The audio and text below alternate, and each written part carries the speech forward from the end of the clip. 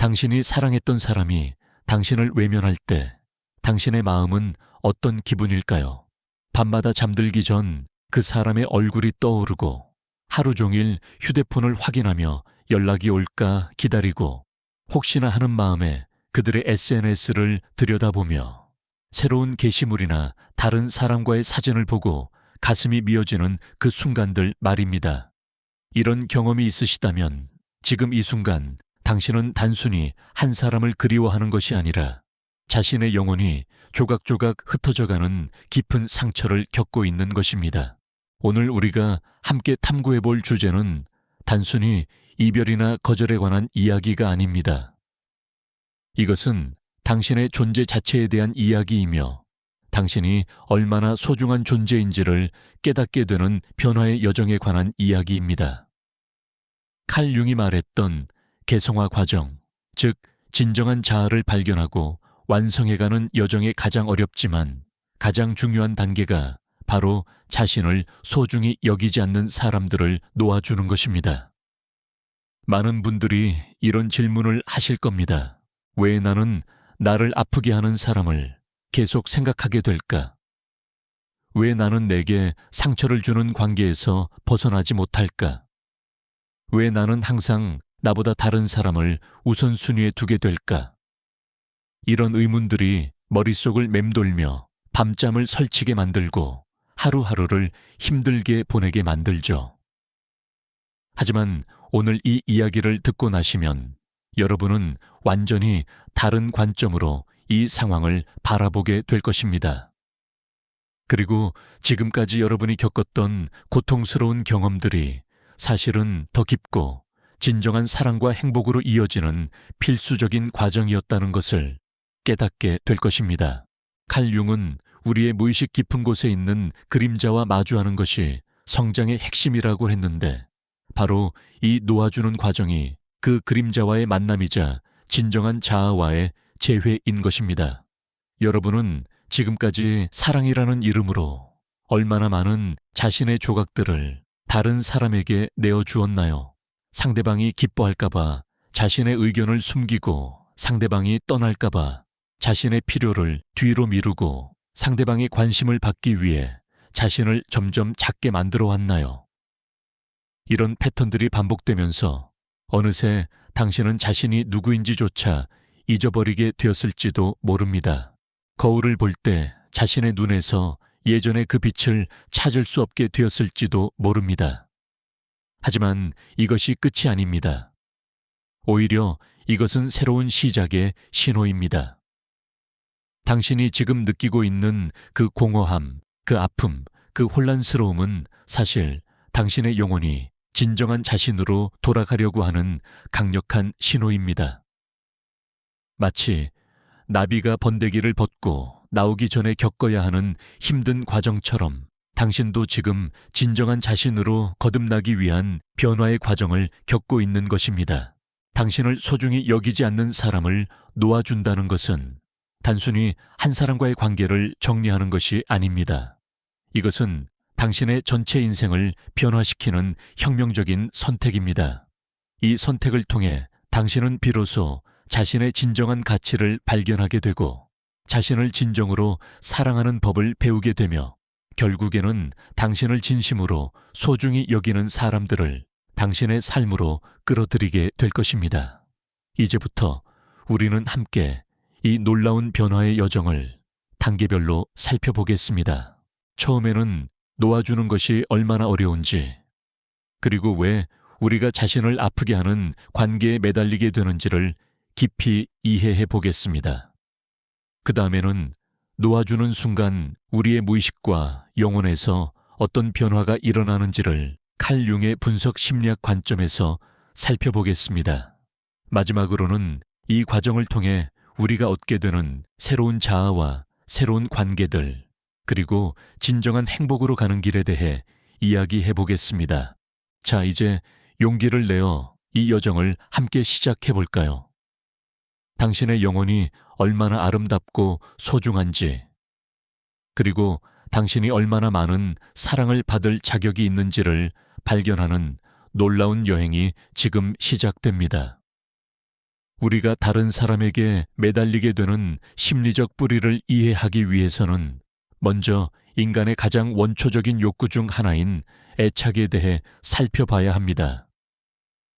칼 융은 우리 무의식 깊은 곳에 집단 무의식이라는 공통된 정신적 기반이 있다고 했는데, 이 집단 무의식 안에는 연결에 대한 강력한 원형이 자리 잡고 있습니다. 이것은 생존을 위한 인간의 본능적 욕구이기도 하지만 동시에 우리를 고통스러운 관계에 묶어두는 무의식적 힘이기도 합니다. 어린 시절부터 우리는 사랑받기 위해 자신을 조정하는 법을 배웁니다. 부모의 기대에 맞추려고 노력하고, 선생님께 인정받기 위해 착한 아이가 되려고 하고, 친구들에게 좋은 사람으로 보이기 위해 자신의 진짜 감정을 숨기곤 했죠. 이런 패턴들이 성인이 되어서도 그대로 이어지면서 우리는 자신의 본 모습보다는 다른 사람이 원하는 모습이 되려고 끊임없이 노력하게 됩니다. 특히 한국 사회에서 자라난 우리들은 눈치, 배려, 희생이라는 가치들을 중요하게 여기도록 교육받았습니다. 이런 가치들 자체는 아름다운 것이지만 때로는 이것들이 우리 자신을 잃어버리는 도구가 되기도 합니다. 상대방의 기분을 먼저 살피고, 상대방의 필요를 먼저 채워주고, 상대방이 불편해할까봐 자신의 의견을 뒤로 미루는 것이 사랑이라고 착각하게 되는 것이죠. 하지만 칼 융은 이런 상태를 페르손에 갇힌 상태라고 설명했습니다. 페르소나는 우리가 사회적 상황에서 쓰는 가면과 같은 것인데, 문제는 이 가면을 너무 오래 쓰고 있다 보면 진짜 자신이 누구인지를 잊어버리게 된다는 것입니다.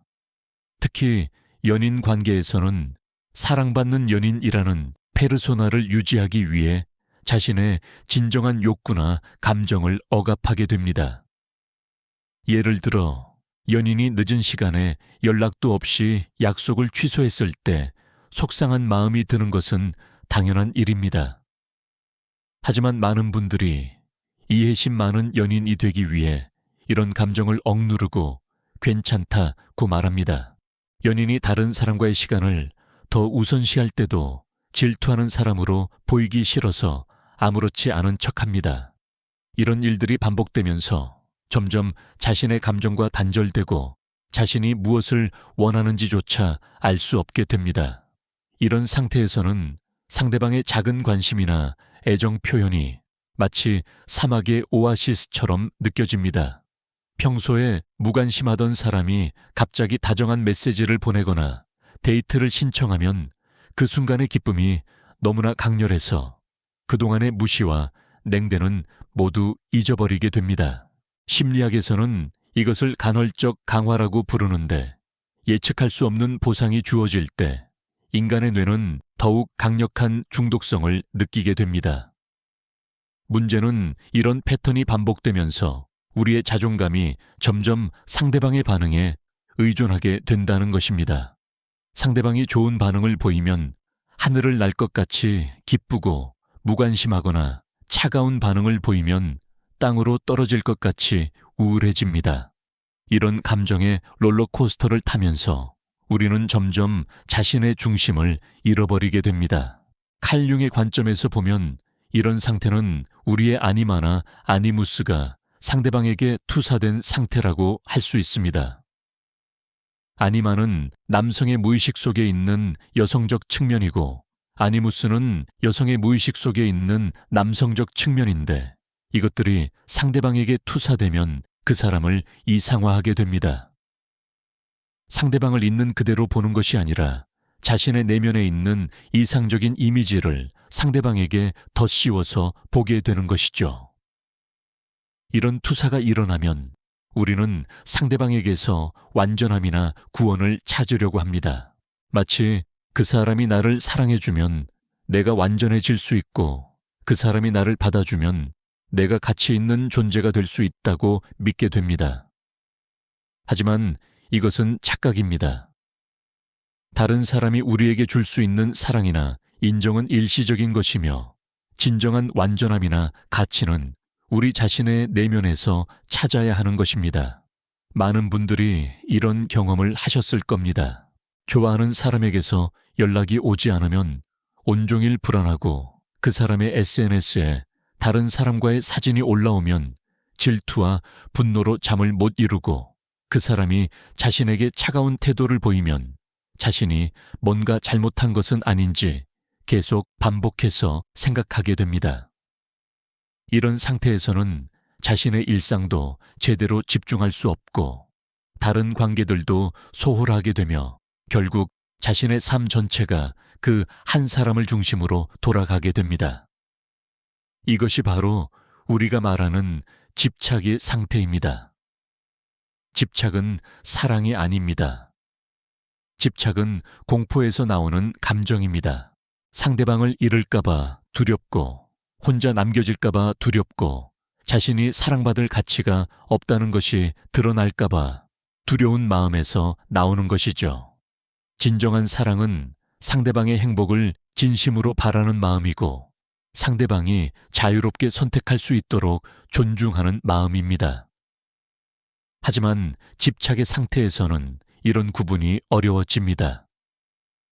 오히려 자신의 집착을 사랑이라고 착각하고 상대방이 자신의 집착을 받아주지 않으면 나는 이렇게 사랑하는데 왜 모르는 걸까라고 원망하게 됩니다. 이런 원망이 쌓이면서 관계는 더욱 악화되고 자신의 자존감도 더욱 떨어지게 되는 악순환이 반복됩니다. 또한 우리 문화에서는 끝까지 노력하는 것, 이 미덕으로 여겨지기 때문에 이런 집착을 포기하지 않는 끈기로 미화하기도 합니다. 진짜 사랑이라면 포기하지 않는 거야.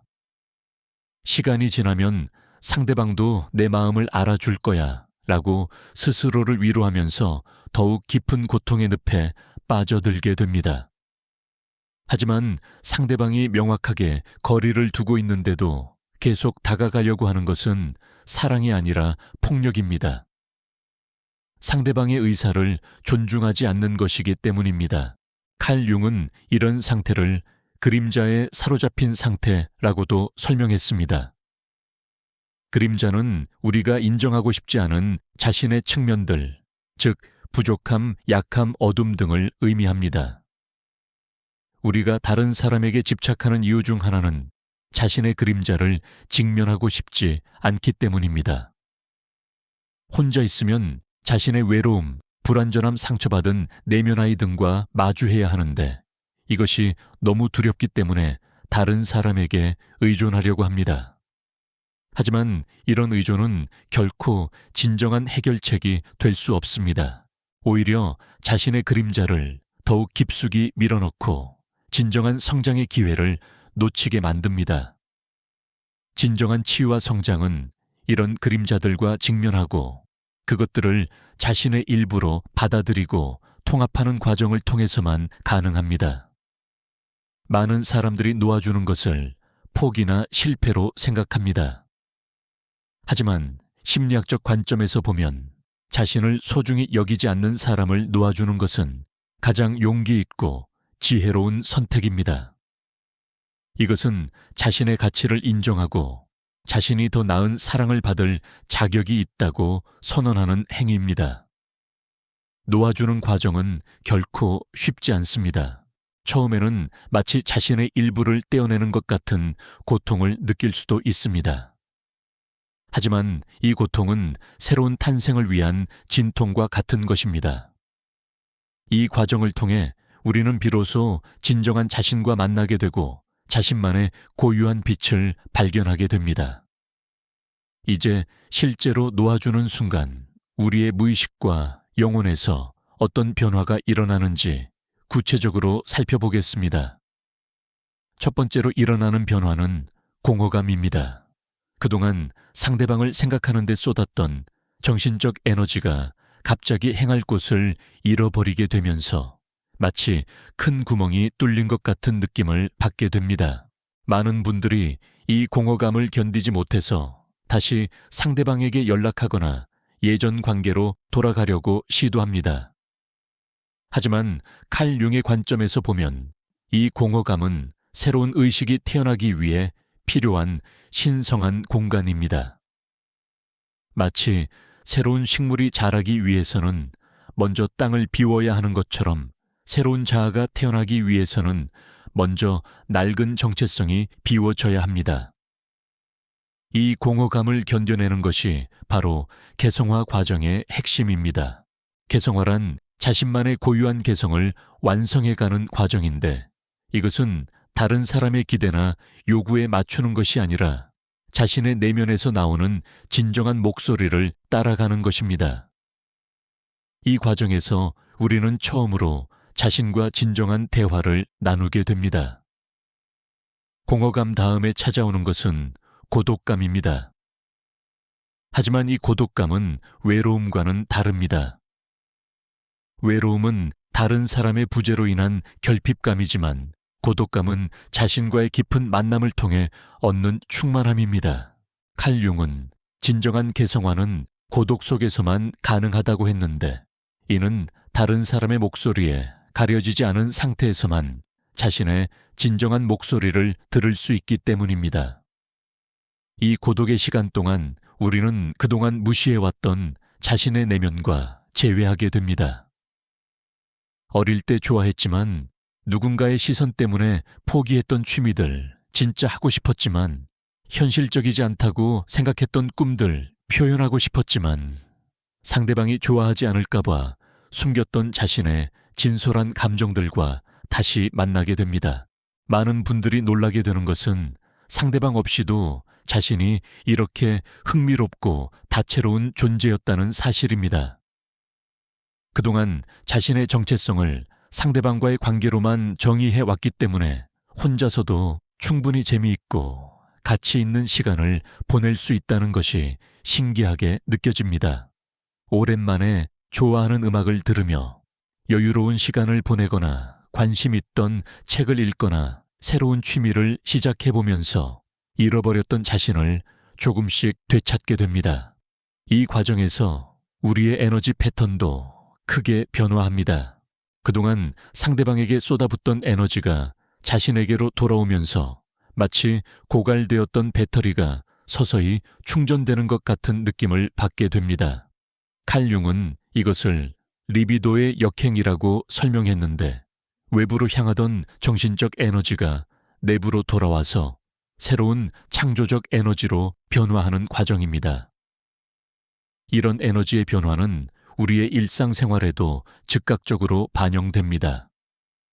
일에 더 집중할 수 있게 되고, 친구들과의 만남이 더 즐거워지고, 새로운 것을 시도해보고 싶은 의욕이 생깁니다. 그동안 한 사람에게만 쏠려있던 관심이 여러 방향으로 확산되면서 삶이 훨씬 풍성하고 다채로워지는 것을 느끼게 됩니다. 동시에 우리의 자기인식도 크게 변화합니다. 그동안 누군가의 연인, 누군가의 친구로만 자신을 정의했다면, 이제는 내가 누구인가 라는 질문에 대해 전혀 다른 답을 찾게 됩니다. 자신의 가치관, 관심사, 꿈, 목표 등이 다른 사람의 평가나 반응과 무관하게 중요하다는 것을 깨닫게 됩니다. 특히 한국 사회에서 자라난 우리에게는 이런 변화가 더욱 의미 깊습니다. 어려서부터 집단의 조화를 중시하고 다른 사람들과의 관계를 우선시하도록 교육받았기 때문에 혼자서도 충분히 가치 있고 의미 있는 존재라는 것을 깨닫는 것이 큰 깨달음으로 다가옵니다. 이것은 단순히 개인주의로 변하는 것이 아니라 건강한 자아 정체성을 확립하는 과정입니다. 놓아주는 과정에서 또 다른 중요한 변화는 우리의 관계 패턴에 대한 깨달음입니다. 한 발짝 뒤로 물러서서 객관적으로 바라보면 지금까지 자신이 어떤 패턴으로 관계를 맺어왔는지가 명확하게 보이게 됩니다. 항상 주는 역할만 했는지, 상대방의 기분을 맞추기 위해 자신을 희생했는지, 거절당하는 것이 두려워서 자신의 의견을 제대로 표현하지 못했는지 등을 객관적으로 파악할 수 있게 됩니다. 이런 패턴들을 인식하게 되면 처음에는 자책감이 들 수도 있습니다. 왜 나는 항상 이런 식으로 행동했을까? 왜 나는 내 가치를 제대로 알지 못했을까? 라고 후회할 수도 있죠. 하지만 칼 융은 이런 자각 자체가 이미 큰 성장이라고 강조했습니다. 무의식적으로 반복하던 패턴을 의식 수준으로 끌어올리는 것만으로도 변화의 가능성이 열리는 것입니다. 이 과정에서 우리는 또한 자신의 내면 아이와도 만나게 됩니다. 내면 아이란 우리 안에 있는 어린 시절의 자아로 사랑받고 싶어 하고 인정받고 싶어 하고 안전하고 싶어 하는 순수한 욕구들을 간직하고 있습니다. 그동안 이 내면 아이의 욕구들을 다른 사람을 통해 채우려고 했다면 이제는 자신이 직접 이 내면 아이를 돌보고 사랑해주는 법을 배우게 됩니다.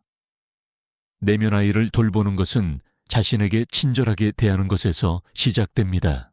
자신을 비난하는 대신 이해하려고 노력하고 자신의 실수를 용서하고 자신의 성취를 인정하고 축하해주는 것입니다. 마치 사랑하는 아이를 돌보는 것처럼 자신을 소중히 여기는 법을 배우는 것이죠. 이런 변화들이 일어나면서 우리의 에너지장도 크게 달라집니다.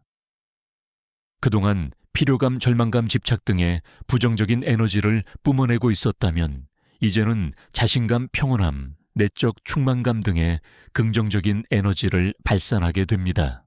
이런 에너지의 변화는 다른 사람들도 즉각적으로 느낄 수 있으며 우리 주변의 관계들도 자연스럽게 변화하기 시작합니다.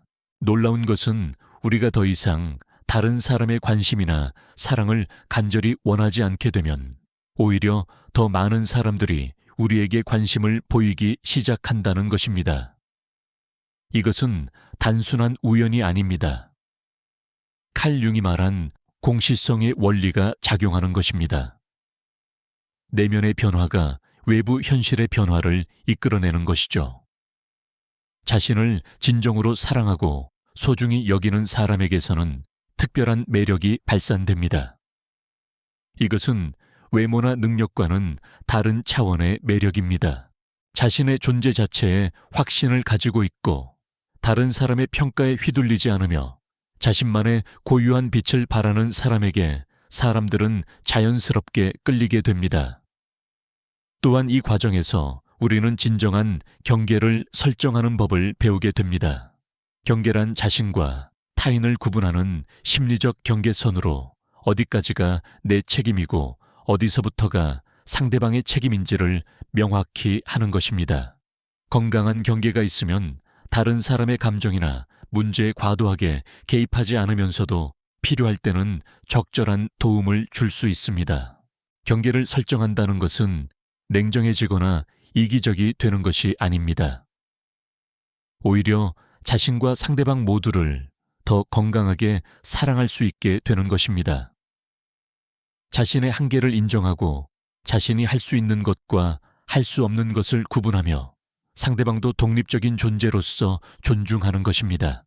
이런 변화들이 누적되면서 우리는 점점 통합된 자아에 가까워집니다.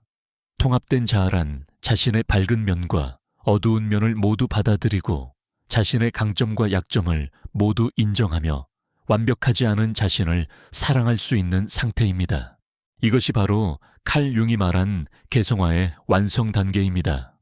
통합된 자아를 가진 사람은 더 이상 다른 사람을 통해 자신의 부족함을 채우려고 하지 않습니다. 이미 자신 안에서 충분한 사랑과 인정을 얻고 있기 때문에 다른 사람과의 관계에서도 여유롭고 관대해집니다. 상대방에게 무엇을 요구하거나 기대하기보다는 함께 있는 시간 자체를 즐기고 감사해 할 수 있게 됩니다. 이런 상태가 되면 우리는 진정한 사랑이 무엇인지를 비로소 이해하게 됩니다. 진정한 사랑은 서로의 완전함을 전제로 하는 만남입니다. 상대방이 나를 완성시켜줄 것이라고 기대하거나 내가 상대방을 바꿔놓을 수 있다고 착각하지 않습니다. 두 개의 완전한 원이 만나서 더 큰 아름다움을 만들어내는 것과 같습니다. 또한 이 과정에서 우리는 감사의 깊은 의미를 깨닫게 됩니다. 그동안 자신을 아프게 했던 사람들조차도 결국은 자신의 성장을 위한 소중한 스승이었다는 것을 이해하게 됩니다. 그들이 없었다면 자신의 그림자와 마주할 기회도, 진정한 자아를 발견할 기회도 없었을 것이라는 깨달음이 옵니다. 이것은 그들의 행동을 정당화하거나 다시 그런 관계로 돌아가야 한다는 의미가 아닙니다. 다만 모든 경험이 우리의 성장에 기여했다는 것을 인정하고 과거에 대한 원망이나 후회에서 자유로워지는 것입니다. 이런 감사의 마음이 생기면 우리의 에너지는 더욱 맑고 가벼워집니다. 놓아주는 과정의 마지막 단계는 재탄생입니다. 옛 자아가 완전히 죽고 새로운 자아가 탄생하는 것이죠. 이 새로운 자아는 이전의 자아보다 훨씬 강하고 지혜롭고 사랑이 넘치는 존재입니다. 상처를 통해 더욱 깊어진 공감 능력을 가지고 있고 어둠을 통과한 경험으로 인해 더욱 밝은 빛을 발할 수 있습니다. 이 재탄생의 과정은 때로는 몇 주, 때로는 몇 개월, 때로는 몇 년이 걸릴 수도 있습니다. 사람마다 속도가 다르고 상처의 깊이나 집착의 정도에 따라서도 달라집니다. 하지만 중요한 것은 이 과정을 신뢰하고 끝까지 견뎌내는 것입니다. 마치 나비가 번데기에서 나오기 위해 스스로 껍질을 뚫고 나와야 하는 것처럼 이 변화의 과정은 우리 스스로가 완성해야 하는 일입니다. 이제 우리가 새로운 자아로 거듭난 후에 경험하게 되는 놀라운 변화들에 대해 이야기해 보겠습니다. 가장 먼저 느끼게 되는 변화는 내적 평화입니다. 그동안 끊임없이 요동치던 마음이 고요해지고 다른 사람의 반응이나 상황의 변화에 크게 흔들리지 않게 됩니다. 이것은 무감각해지는 것이 아니라 깊은 곳에서 우러나오는 안정감을 얻는 것입니다. 이런 내적 평화는 우리의 일상생활에도 큰 변화를 가져옵니다. 잠을 더 깊이 잘 수 있게 되고 식사를 더 맛있게 할 수 있게 되고 작은 일상의 순간들에서도 기쁨을 느낄 수 있게 됩니다. 그동안 한 사람에게만 쏠려있던 관심이 자신의 전체 삶으로 확산되면서 삶의 질이 전반적으로 향상되는 것을 느끼게 됩니다. 또한 우리의 직관력도 크게 향상됩니다. 칼 융은 개성화 과정을 통해 무의식과 의식이 더 잘 소통하게 된다고 했는데 이로 인해 우리는 상황이나 사람을 더 정확하게 판단할 수 있는 능력을 갖게 됩니다. 상대방의 진정한 의도를 파악하고 건강한 관계와 불건전한 관계를 구분하고 자신에게 좋은 선택과 나쁜 선택을 직감적으로 알 수 있게 됩니다. 이런 직감력의 향상은 특히 새로운 관계를 시작할 때 큰 도움이 됩니다. 이전에는 외모나 조건 혹은 상대방이 자신에게 보이는 관심의 정도만으로 사람을 판단했다면 이제는 그 사람의 진정한 성품이나 가치관, 자신과의 궁합 등을 더 깊이 있게 살펴볼 수 있게 됩니다. 새로운 자아를 가진 우리는 또한 선택적 관계를 맺게 됩니다. 이전에는 누구든지 자신에게 관심을 보이면 고마워하고 받아들였다면 이제는 진정으로 자신을 소중히 여기고 존중해주는 사람들만을 자신의 삶에 받아들입니다. 이것은 까다로워지는 것이 아니라 자신의 가치를 제대로 아는 것입니다. 이런 선택적 관계의 기준은 매우 명확합니다. 첫째, 상호 존중이 있는지입니다. 서로의 의견과 감정을 존중하고 서로의 독립성을 인정하며 서로의 성장을 지지하는 관계인지를 봅니다. 둘째, 일관성이 있는지입니다. 말과 행동이 일치하고 관심과 애정 표현이 지속적이며 약속을 지키고 신뢰할 수 있는 사람인지를 확인합니다. 셋째, 상호성이 있는지입니다. 한쪽만 주고받기만 하는 관계가 아니라 서로 주고받으며 함께 성장할 수 있는 관계인지를 살펴봅니다. 넷째, 진정성이 있는지입니다. 가식이나 계산이 아닌 진심으로 대하는 사람인지 자신의 진짜 모습을 보여줄 수 있는 사람인지를 판단합니다. 이런 기준들이 명확해지면 우리는 더 이상 외로움을 달래기 위한 관계, 나 자존감을 높이기 위한 관계를 맺지 않게 됩니다. 이미 혼자서도 충분히 행복하고 완전하기 때문에 관계는 추가적인 기쁨과 성장을 위한 선택이 되는 것입니다. 이런 변화가 일어나면 우리 주변의 사람들도 우리를 다르게 대하기 시작합니다. 이전에 우리를 가볍게 여기거나 무시했던 사람들이 갑자기 관심을 보이기 시작하고 새로운 사람들이 우리의 삶에 나타나기 시작합니다. 이것은 우리가 발산하는 에너지가 완전히 달라졌기 때문입니다. 특히 이전에 우리를 소중히 여기지 않았던 사람들이 다시 연락을 해오는 경우가 많습니다. 하지만 이때 우리는 냉정하게 판단할 수 있게 됩니다. 그들이 진정으로 변했는지 아니면 단순히 우리의 달라진 모습에 일시적으로 관심을 보이는 것인지를 구분할 수 있습니다. 그리고 설령 그들이 진정으로 변했다고 하더라도 과거의 상처나 패턴을 고려해서 신중하게 결정할 수 있게 됩니다. 많은 경우 우리는 이런 상황에서 정중하지만 단호하게 거절할 수 있게 됩니다. 이것은 복수심이나 원망 때문이 아니라 단순히 그들과의 관계가 더 이상 자신의 성장이나 행복에 도움이 되지 않는다는 것을 알기 때문입니다. 이런 선택을 할 수 있다는 것 자체가 얼마나 큰 성장인지 모릅니다. 동시에 우리는 진정으로 자신을 사랑하고 소중히 여기는 새로운 사람들을 만나게 됩니다. 이런 사람들과의 관계는 이전의 관계들과는 완전히 다른 양상을 보입니다.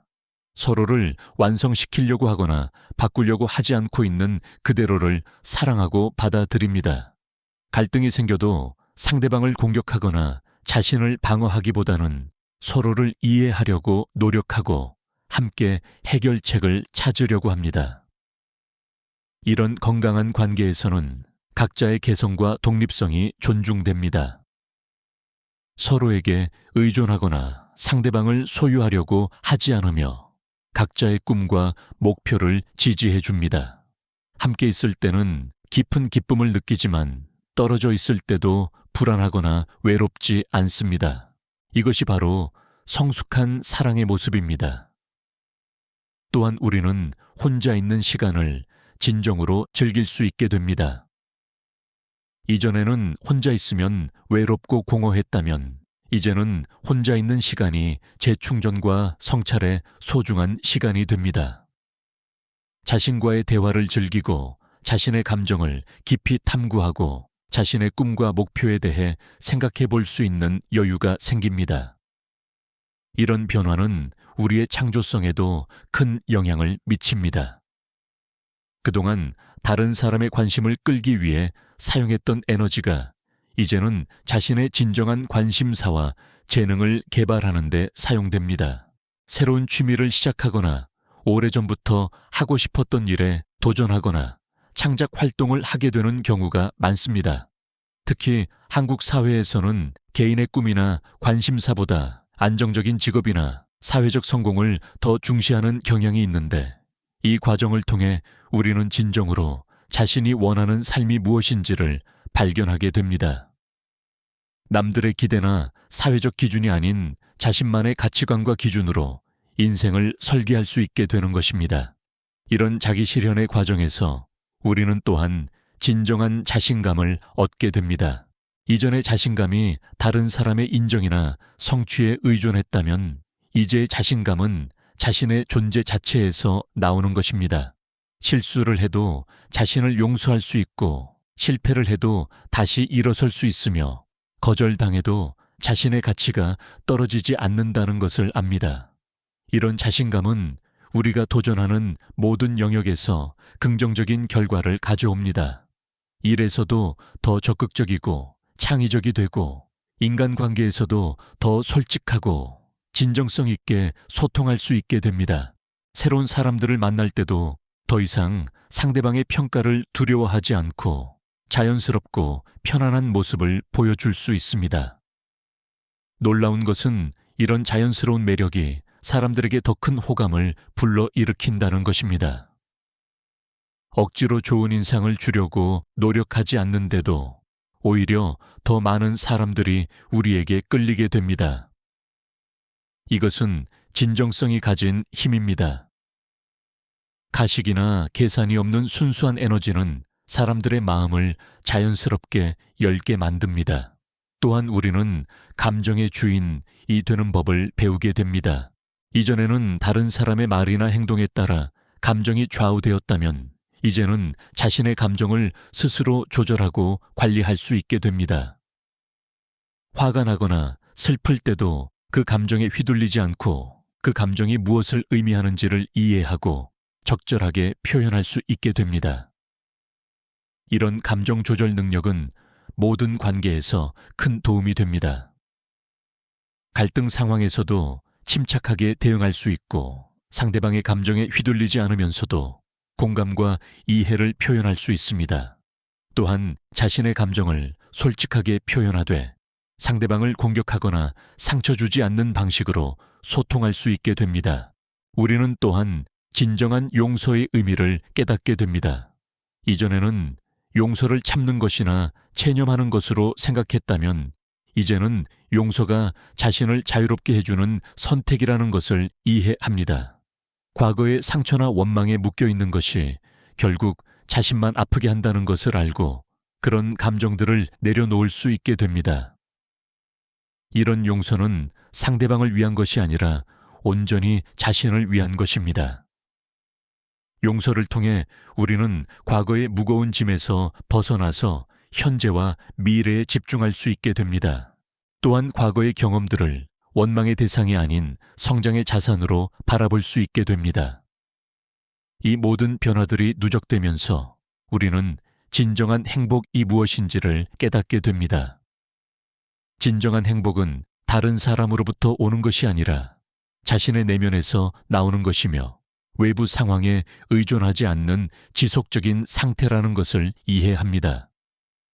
물론 좋은 관계나 성취 등이 추가적인 기쁨을 주기는 하지만 그것들이 없어도 충분히 행복할 수 있다는 자신감을 갖게 됩니다.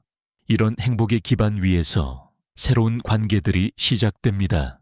필요에 의한 관계가 아닌 선택에 의한 관계, 의존적인 관계가 아닌 상호 독립적인 관계, 조건부 사랑이 아닌 무조건적 사랑을 바탕으로 한 관계들이 우리의 삶에 들어옵니다. 이런 관계들은 이전의 관계들과는 질적으로 완전히 다릅니다. 서로를 있는 그대로 사랑하고 서로의 성장을 지지하며 함께 있을 때 각자가 더 나은 사람이 될 수 있도록 영감을 주고받습니다. 갈등이 생겨도 그것을 관계를 끝내는 이유가 아니라 더 깊이 이해하고 성장할 수 있는 기회로 여깁니다. 특히 연인 관계에서는 이런 변화가 더욱 두드러집니다. 상대방을 소유하거나 통제하려고 하지 않고 상대방의 자유와 독립성을 존중합니다. 상대방이 다른 사람들과도 건전한 관계를 유지하는 것을 격려하고 각자의 개인적인 시간과 공간도 중요하게 여깁니다. 이런 관계에서는 질투나 의심 대신 신뢰와 존중이 바탕이 됩니다. 또한 우리는 진정한 친밀감이 무엇인지를 배우게 됩니다. 진정한 친밀감은 서로의 모든 면을 알고 있는 것이 아니라 서로의 진짜 모습을 안전하게 보여줄 수 있는 것입니다. 완벽한 모습만 보여주려고 하지 않고 자신의 약함이나 두려움도 솔직하게 나눌 수 있는 관계입니다. 이런 친밀감 속에서 우리는 비로소 조건 없는 사랑을 경험하게 됩니다. 상대방이 무엇을 해주기 때문에 사랑하는 것이 아니라 그 사람의 존재 자체를 사랑하게 됩니다. 마찬가지로 상대방도 우리를 조건 없이 사랑해 줍니다. 이런 사랑 속에서 우리는 완전한 안전감과 평화를 느끼게 됩니다. 이 과정을 통해 우리는 또한 주는 기쁨을 진정으로 알게 됩니다. 이전에는 받기 위해서 주었다면 이제는 주는 것 자체가 기쁨이 됩니다. 상대방의 행복을 보는 것만으로도 충분한 보상이 되고 상대방이 성장하고 발전하는 모습을 지켜보는 것이 큰 만족감을 줍니다. 이런 무조건적인 사랑과 지지는 상대방에게도 큰 영향을 미칩니다.